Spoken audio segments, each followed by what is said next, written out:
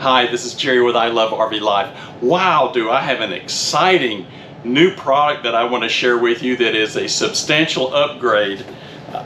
This monstrosity is the new Oupes 1800 watt portable power station. This thing is a beast. I can't wait to show you what this can do.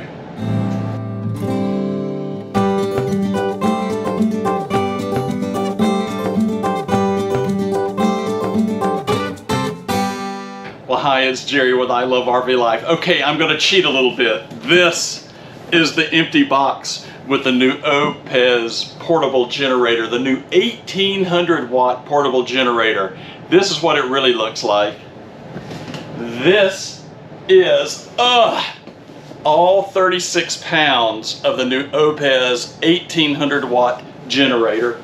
This thing is a beast. If you remember from several months ago, I'll put a link up here at the top, we tested the 1100 watt Oupes power generator. Oupes contacted me and said, we have a unit we would like to send to you that is a substantial upgrade. Now they still have the smaller unit. They have even smaller units than that, different price values for both. You can also get them with solar panels as we did with 1100 watt. This, we only have the generator itself. And I'll share with you in a few minutes the application that we are so excited about. Let me give you some stats on what this thing can do.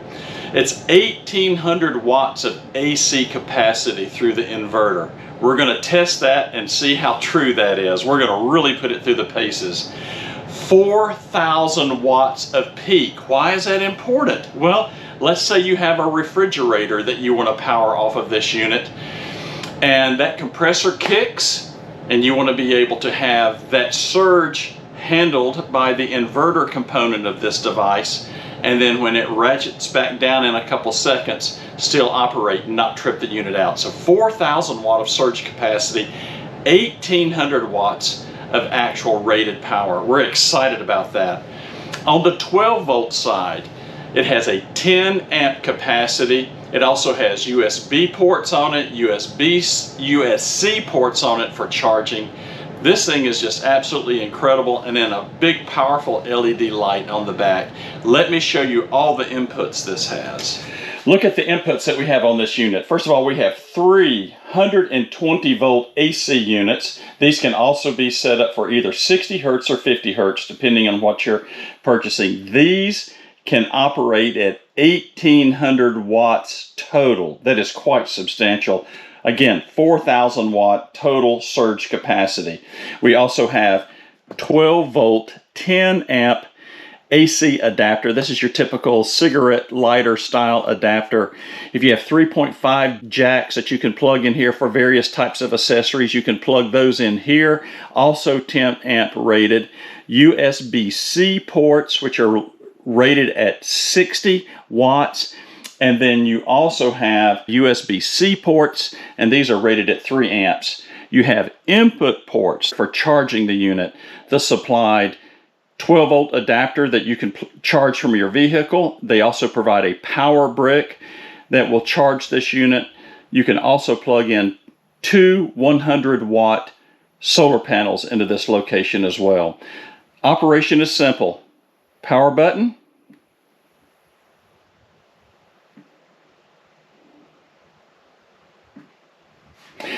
I went ahead and pre-charged this unit, so it's sitting at 100%. To use your AC inverter, you touch that for 1 second.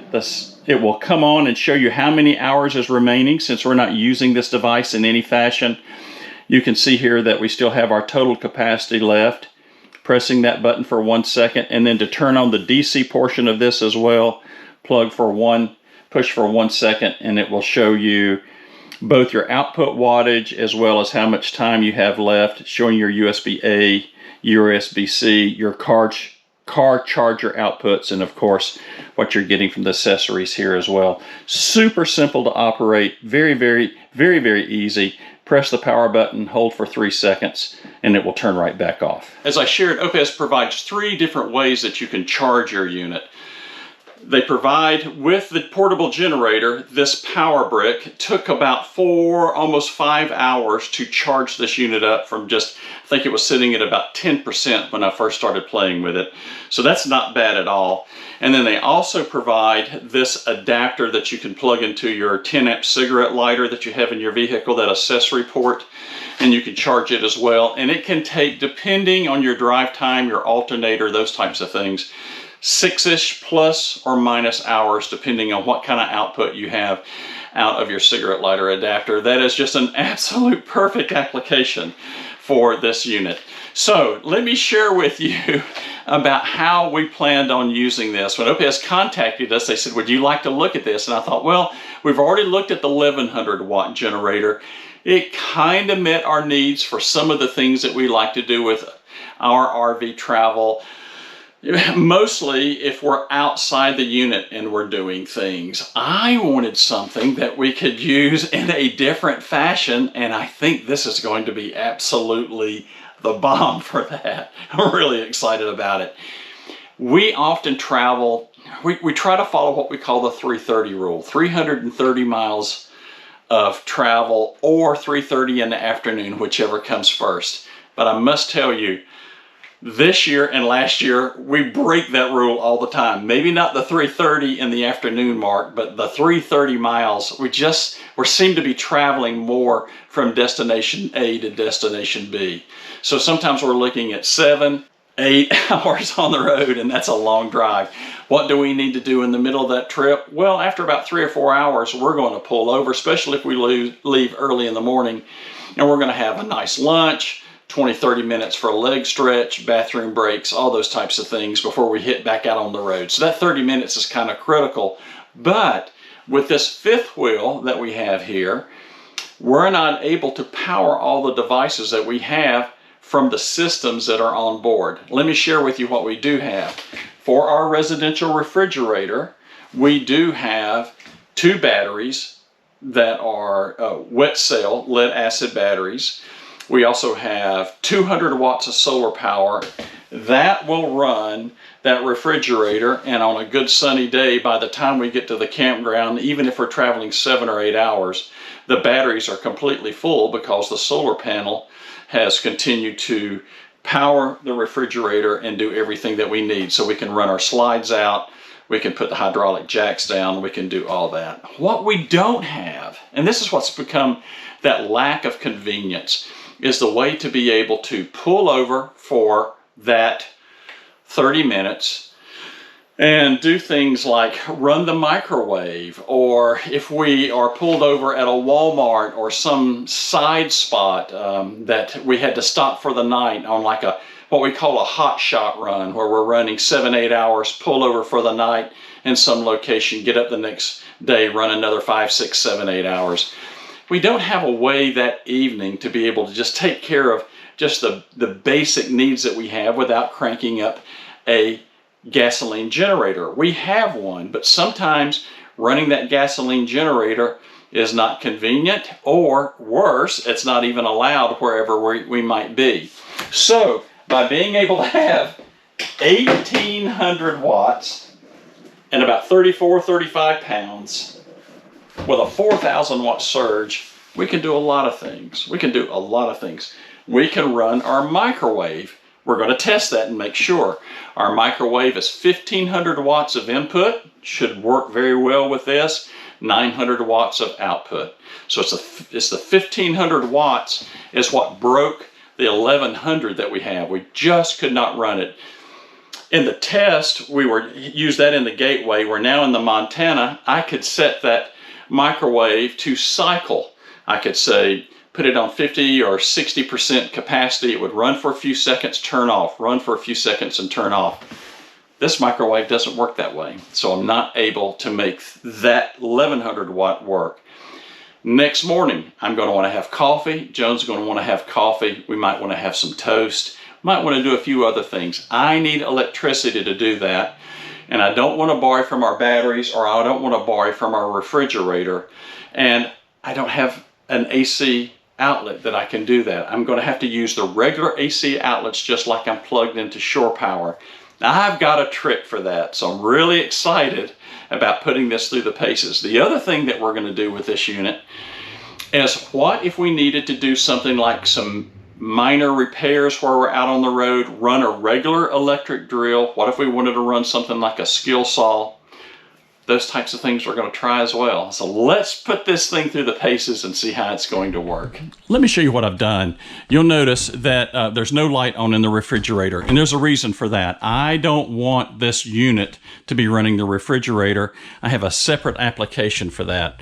So I've done two things. One, you'll notice my inverter is turned off. That's very, very important. And then second to that, I have tripped the breaker here and turned off the refrigerator. So I do not want this unit feeding the refrigerator during this test. We may do that a little bit later. My main issue is, can we run the microwave so we can have lunch or breakfast for that matter? Can we run this high power device? This is a basic Keurig. I know that we can run this. This only runs about 500 or 600 watts, so I'm not too concerned about that. So we're going to take the unit and I'm going to hook it up outside, and I think I've got a trick that you guys are going to like for that. Okay, I'm not connected to shore power. I have no AC power going into this unit whatsoever. I'm going to use this device. If you've not seen one of these, you can get these for 30 amp, you can get them for 50 amp. This is a 50 amp connection for a 20 amp, up to a 20 amp connection. This would be like your standard heavy duty drop cord. These things are absolutely perfect if you're like wanting to do nothing but keep your batteries topped off, or if you're going to be mooch docking at a friend's house and you want to, keep your batteries charged up and use some basic electricity. You're not going to run an air conditioner on one of these, but it goes in just like your 50 amp connection, just like so. And I strongly recommend if you're going to use something like this, go buy you a good quality 10 amp extension cord. Do not use one of those flimsy 12s or 14. You're not going to get enough power out of it. All right, all I've done is come out to the bay here where we keep our tools and lawn chairs and those types of things, and I've got room to be able to set the Oupes 1100 watt unit right here where it'll be, out of the way. And you can see here that I'm connected via shore power with that adapter that I was showing you earlier. And I'm going to take my 10 amp cord, and I'm also going to use a kilowatt meter for this testing. And I just want to use that as a reference, both to see accuracy as well as just to make a comparison of what the output of a kilowatt meter says to this unit right here. So you have to hold this for 3 seconds. 1, 2, 3. And we have the unit on at 100%. And I'm going to turn on the AC inverter, and I'm going to see if we have any type of a vampire usage. And we do have some vampire usage. I have no idea what it is. I really don't care at this stage. It's roughly, this is saying something like about 14 watts. This is saying maybe 20 watts. So, there's something in there, a light or something that's actually requiring just a little bit of output. But I want to give this the most realistic application. This is what it's going to be like when we pull over, at a rest stop. So I am going to leave the camera out here, and we'll monitor this with our camera out here. I'm going to go inside with another camera, and we're going to start turning some things on and seeing how it's going to work. Let's go. We're back inside. And first thing we're going to do is try the microwave. That's been the most important thing that we've been trying to use. I've got a cup of cold water that I had in the refrigerator. Again, refrigerator's turned off, no solar panels, no inverter, nothing else but just the Oupes. And that's the only thing that we have operating. We do have the lights that you see going on here overhead are from the 12 volt system, so they're not pulling from the Oupes whatsoever. Let's put this in the microwave and see what happens. All right, you see the microwave is flashing where we turned off the power. We'll stop that business. And this is going to be the biggie, I think. The biggie. I am not going to do anything But put this guy on for 3 minutes. Would you look at that? Let's run outside and see what the meter is showing. It states that it's a 1200 watt microwave. I'm seeing 1270, we'll just call it 1250 to 1270 here. And the kilowatt meter is bouncing around anywhere from 13 to whatever. So it's not exactly 1200, is it? It's a little higher than that. The fan just kicked on. Now it's saying it will only operate for an hour, but I've only got it set for 3 minutes. Incredible! We're going to be able to use this when we pull over for lunch. I'm so excited. 5, 4, 3, 2, 1. I can't tell you how excited I am. There we go. Opening this up, and we have, if you can see it, hot steaming water. Yes! That is absolutely incredible. I am so excited about that.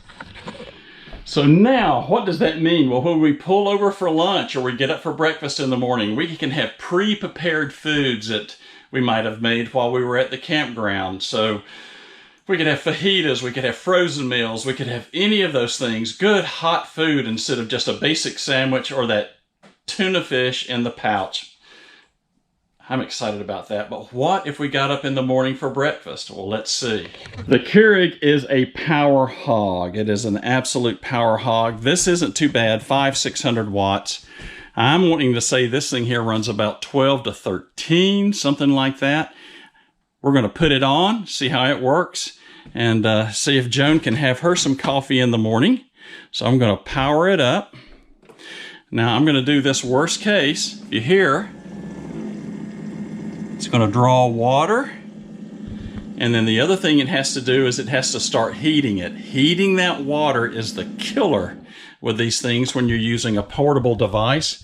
And you can see the red light just came on. Let's see how much power it's drawing outside. So you can see turning on the Keurig is 1100 watts according to this. And almost 1100 watts, 1095, so it's close enough. Again, we're in that 1 hour rating, but look, we still have 95% capacity, which means that we could warm several meals in that microwave and run coffee. Oh my goodness. Let's just go ahead and push the limits. We still have the heater running. You can see the little red light. Let's go ahead and start me a cup of coffee. And that's going to heat up. Is it going to trip out? Is it going to trip out? I don't think so. Is it going to run? Let's see what's going to happen here.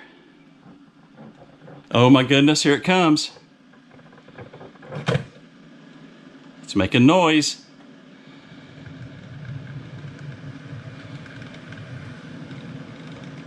There we go. Coffee making there. The heater's running wide open. Let's see what's going on outside. So we're getting very, very close to its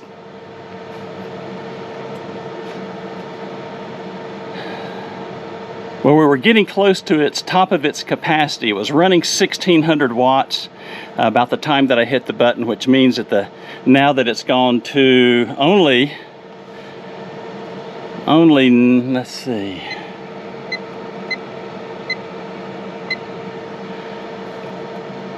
Right, the wattage demand has gone down substantially. Now here's the difference of what we're seeing. This is pulling 649. This was pulling 630. When I first came out here, it was at about 1650 watts.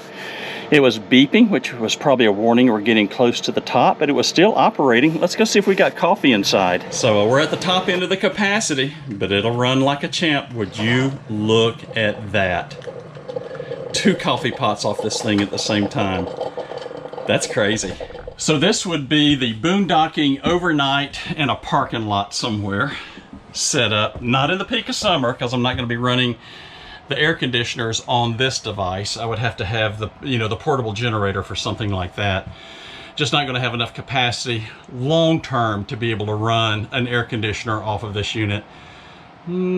Probably if I had a soft start, I could do it for a little while, but it would pretty much exhaust those batteries quick. But think about this. Fall, winter, spring, we're pulled over. Time to go to bed at night. We're pulled over on the side of the road. I've got the TV running. I've got the Roku running. You might pick up some wind noise on this. I got that Pelinus rotating fan to give us some airflow. Over here, you'll see this. I've got plugged in here my MoFi hotspot, AT&T hotspot. So we could run our iPads and all those types of things. Isn't that crazy? Now I have the solar panels turned off. Now you might look here. If you notice right here, I don't have anything plugged in. I've got an extension cord on this right now because that comes off my inverter. So I'm not borrowing any power. The inverter's off. Would you look at that? Is that incredible? Now again, all the lights in here are 12 volt. So I'm just pulling off the batteries for that. Here's the cool thing about this. I could turn the inverter back on, refrigerator's running. I'm not doing anything to borrow power from our house batteries, and we're just using this thing to run. Is that the most incredible thing you've ever seen? I just absolutely love this. This is amazing. We're not able to put a dent in this thing. This is really something. So look at this, 15 hours left. We're at 86% capacity. Now this is what's hard to believe. I'm running a 32-inch TV. I'm running that Peloton fan, the Roku device, and I'm running a Mobley hotspot. And they're not hardly pulling anything from a bedroom perspective. This is crazy.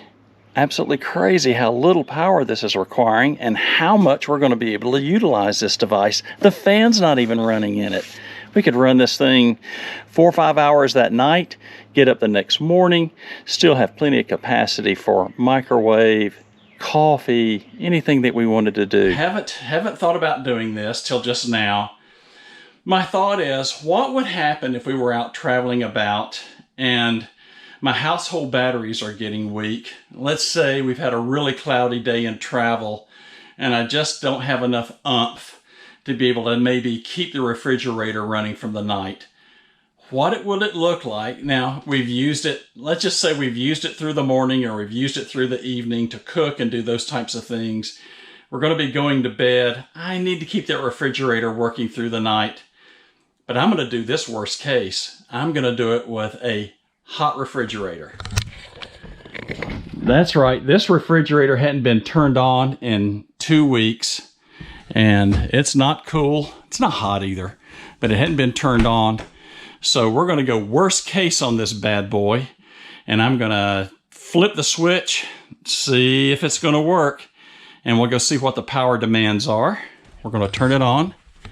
So again, I don't have the inverter on. If you notice up here, my inverter is not on. You'll see the green buttons, but there's no readings there. So I have no power going to it. I'm going to hit the breaker here. Breaker turn on. It takes a second for the compressor to click on. It's, one of those protection things. Oh yeah, we got lights. Fans running. So this is worst case. We would never turn this up on a not a cold unit. Just looking at the capacity of this unit here, it might be a little shadowy. We have the ice maker turned off in it. That's 145 watts, so we won't be using that. It's got a defrost heater of 417 watts. It says it pulls 1.3 amps. Okay, I'll give you that. That is nothing for that refrigerator. Just look at that. We could run all night long if we wanted to, 9 hours. That's with no input, no solar, no nothing, just running the fridge. I'm still not through giving this thing a workout. I mean, it has been a beast. I knew it would. I hoped it would. It is an absolute beast.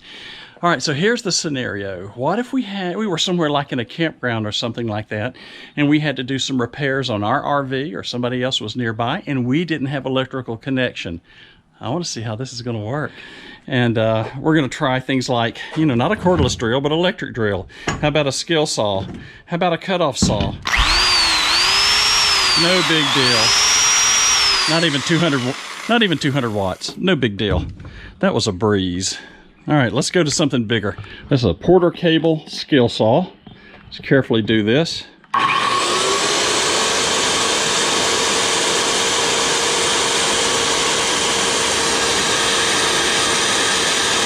No overload, nothing we had to worry about. 700 watts, no big deal.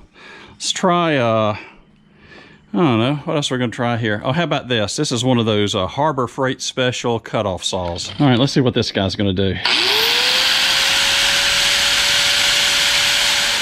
No big deal. 300 watts. 350 watts total. All right.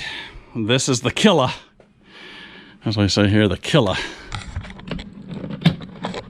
I also want to mention, be careful in plugging this thing. That's 120 volts. It will knock you just like you're plugged in at home or on a regular AC receptacle. It will put a whopper on you, and we don't want that to happen.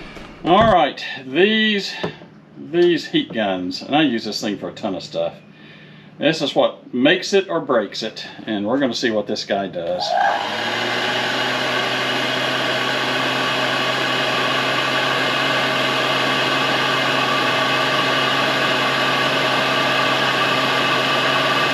No big deal. Look at that, 1,400, almost 1,400 watts. No problem. At least 1,400 watts from that. Not sure about my kilowatt. Oh, we're on volts here. 1,400 watts. Look at that. Look at that. Isn't that something?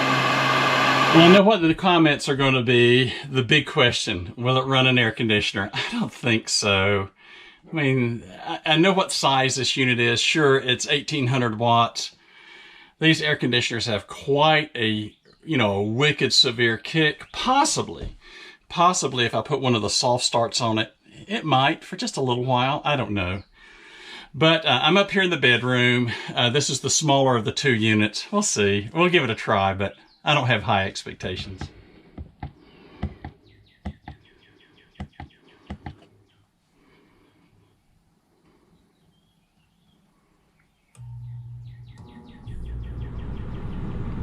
Oh, you gotta be kidding me. That thing is running the air conditioner. Honest to goodness.